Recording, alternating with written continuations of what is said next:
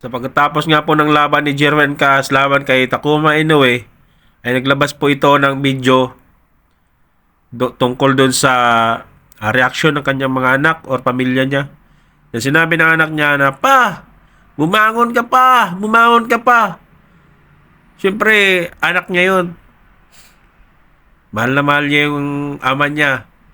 At siyempre, magiging proud sila pag nanalo si Jerwin Cas. Kaso nga lang, sa mampalad ay natalo po. So, yun po yung reaksyon ng kanyang anak. Sakit sa puso nung narinig ko ang sigaw ng aking anak. Akala niya, narinig ko siya. "Pa! Tumayo ka pa! Pa! Tumayo ka pa!" Pasensya na, naging mahina si Papa. Naging lampas si Papa. Darating din ang araw, magiging proud kayo sa akin at may pagmamalaki niyo ako.